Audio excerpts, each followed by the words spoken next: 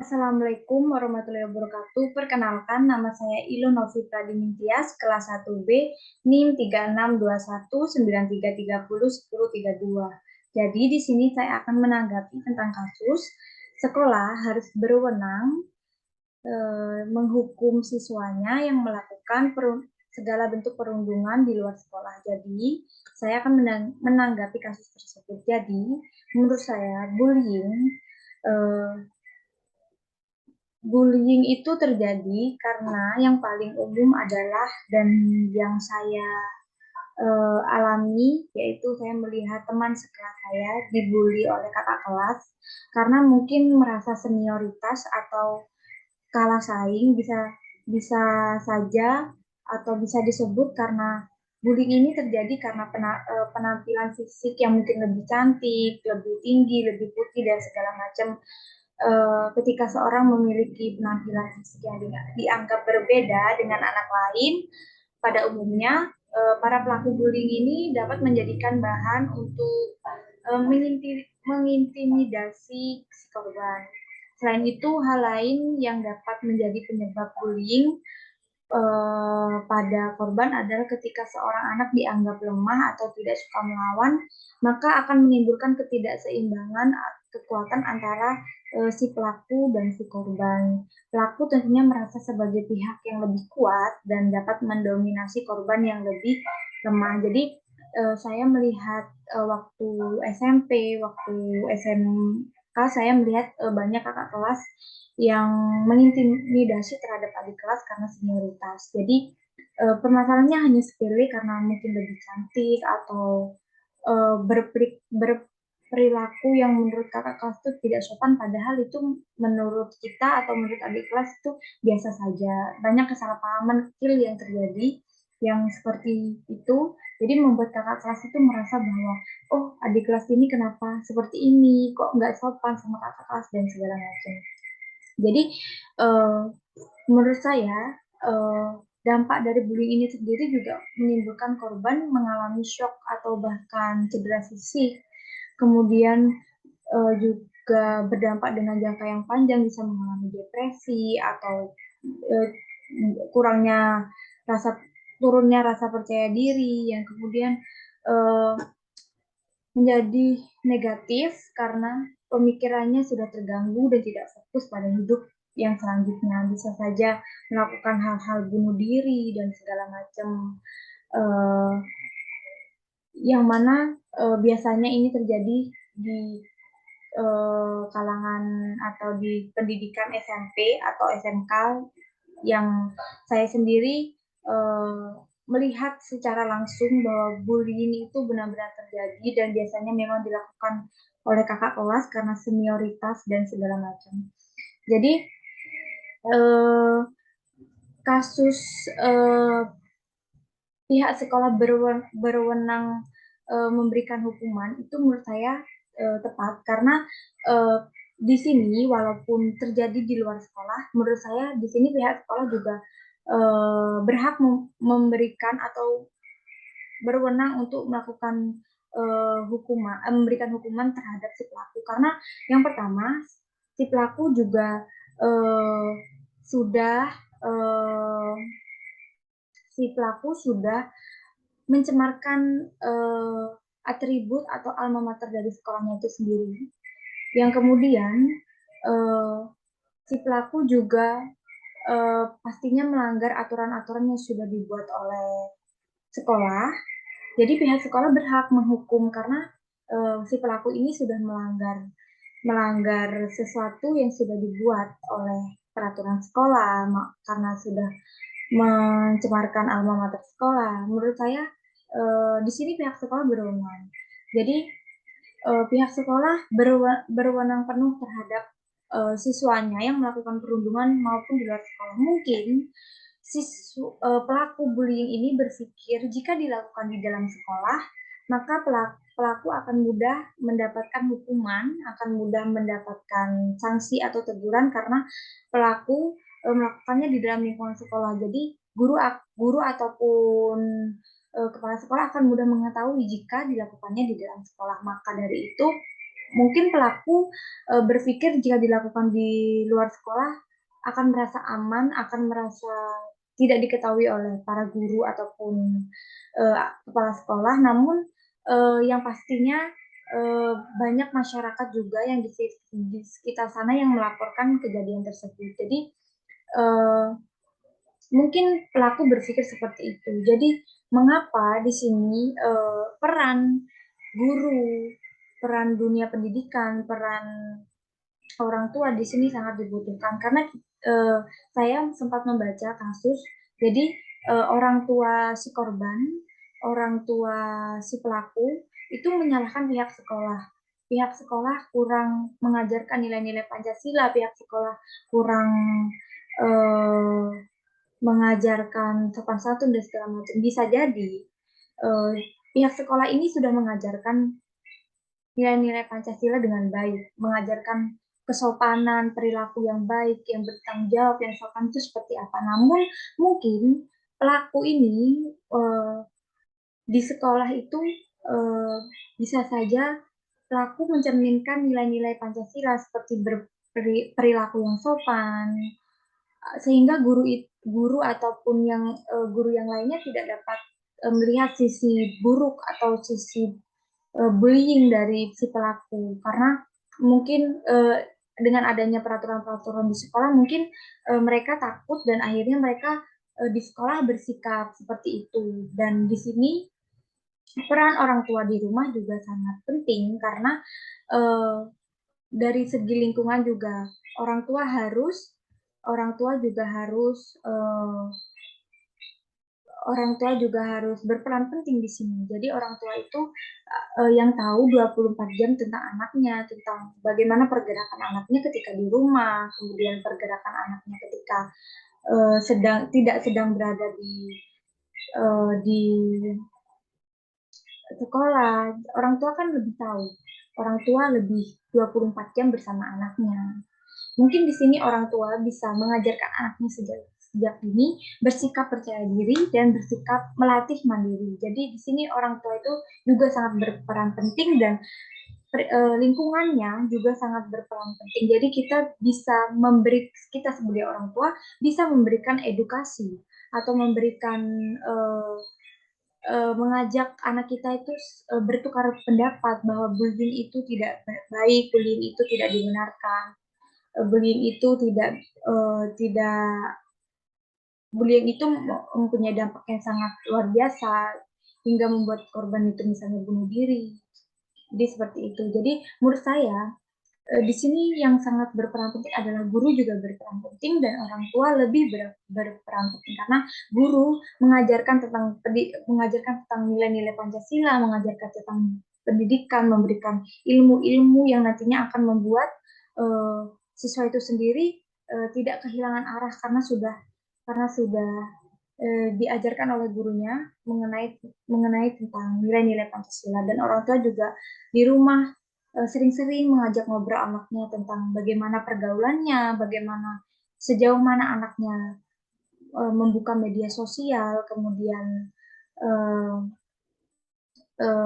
memastikan anaknya jika pulang sekolah itu kemana, kemana mampir kemana ataupun teman-temannya siapa, kan orang tua juga berperan penting di sini. Jadi menurut saya sekolah tidak bisa disalahkan penuh terjadinya perundungan yang terjadi di luar sekolah, tapi sekolah juga bertanggung jawab. Mungkin lebih mengajarkan lagi tentang bagaimana nilai-nilai Pancasila di dalam kehidupan sehari-hari, kemudian memberikan sanksi, memberikan aturan-aturan baru terkait terkait bullying tersebut.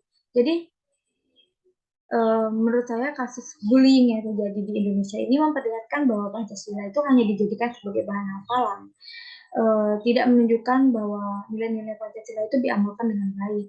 Jadi dalam sila pertama yang berbunyi ketuhanan yang maha esa, yang di dalam terdapat faktor toleransi antar umat beragama dan dengan adanya kasus bullying ini menunjukkan bahwa tidak adanya rasa saling menghormati antar umat beragama karena saling menyakiti karena uh, saling mengintimidasi. Kemudian sila yang kedua yaitu kemanusiaan yang adil dan beradab, uh, yaitu perilaku yang tidak mencerminkan kesadaran sikap maupun kesadaran perilaku yang sesuai dengan nilai-nilai atau moral dan tuntutan hati nurani, karena perilaku bullying merupakan tindakan merendahkan korban. Kemudian bullying merupakan tindakan yang tidak sesuai dengan Pancasila. Sebagai warga negara yang baik, diharapkan Pancasila dalam kehidupan sehari-hari juga diamalkan agar tidak terjadinya kasus bullying, karena kasus bullying ini menurut saya terjadi rata-rata pada anak SMP atau anak SMK atau SMA yang karena senioritas itu tadi, Pancasila yang bersifat umum yang menyentuh semua kehidupan bangsa harus dijadikan filter atau menyaring untuk melakukan tindakan apapun, terutama tindakan yang bertentangan seperti bullying ini. Dalam alasan apapun, bullying ini tidak dibenarkan dilakukan dalam lingkup pendidikan, eh, apapun dan dimanapun. Dan dalam keadaan dan situasi apapun, bullying bukan tindakan pilihan, karena bullying hanya memberikan bagi siapapun, terutama korban. Jadi bullying ini menurut saya kita harus mengetahui dulu akar masalahnya. Akar masalahnya itu seperti apa? Kita harus mencari dari kedua belah pihak. Dan jadi menurut saya itu, dan implementasi dalam nilai-nilai Pancasila juga juga terdapat implementasi dari nilai-nilai Pancasila, yaitu bullying itu memberikan dampak yang sangat luar biasa dalam jangka panjang, terutama bisa saja membuat depresi, membuat ingin bunuh diri, tidak mau sekolah, menjadi insecure. Jadi dampak jangka panjang dari bullying itu seperti depresi berkelanjutan, penurunan kapasitas akademik secara secara uh, seperti belajar, dan kecenderungan trauma seperti itu. Kemudian uh,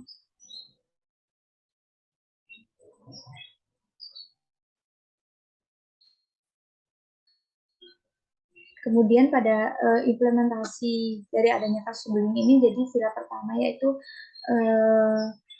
pengajaran dari segala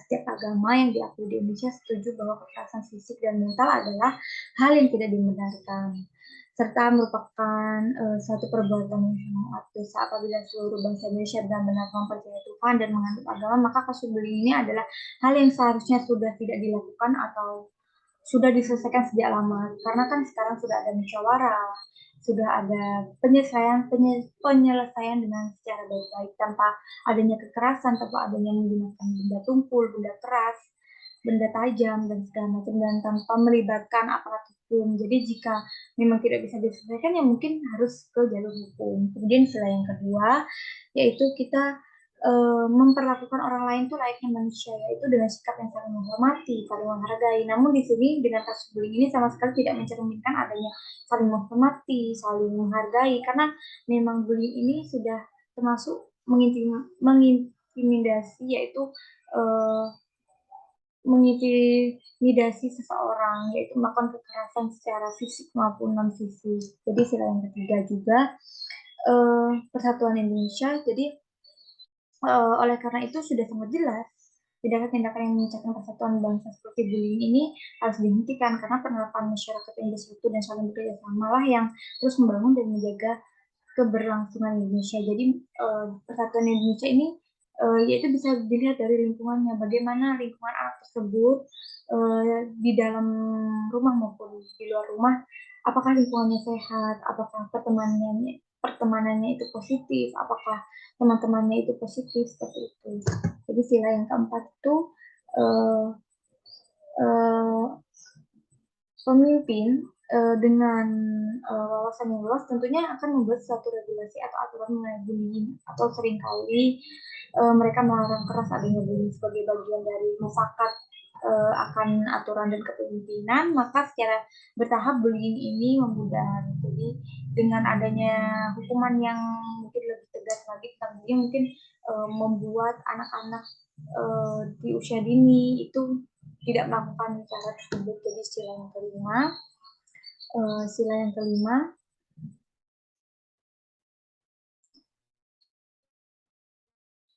jadi sila yang kelima adalah kita keadilan sosial bagi seluruh rakyat Indonesia. Jadi kita harus saling adil, kita tidak membeda-bedakan maupun itu adik kelas ataupun kakak kelas, kita harus saling menghormati. Kalau memang ada kesalahpahaman yang dibicarakan dengan baik-baik tanpa mengintimidasi ataupun bullying, karena itu sangat berbahaya karena bisa menyebabkan si korban itu melakukan tindakan-tindakan yang di luar nalar seperti bunuh diri seperti itu. Jadi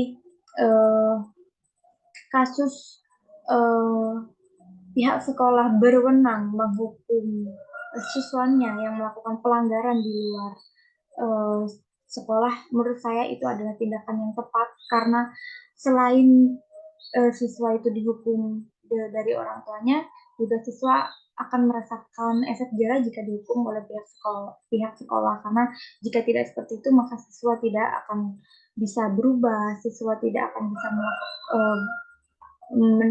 siswa tidak akan bisa menuju ke sikap yang lebih baik. Jadi menurut saya kasus tersebut, menurut saya sangat setuju dengan adanya pihak sekolah yang menghukum siswanya melakukan perundungan di luar sekolah, karena itu sudah mencemarkan alma mater sekolah terutama, dan yang pastinya akan sangat berdampak. Mungkin tahun depannya adik-adik kelas tidak mau sekolah di sana, kemudian bisa saja terjadi pada adik-adik kelas yang lain. Maka dari itu solusinya, di sini saya memberikan solusi dari kasus tersebut. Jadi di sini peran orang tua dan peran guru serta lingkungan di rumah sangat berperan. Jadi guru juga berperan dalam mendidik siswanya lebih lagi terkait nilai-nilai Pancasila, memberikan pemahaman yang lebih lagi terkait bullying itu tidak boleh, bullying itu tidak baik, dan segala macam.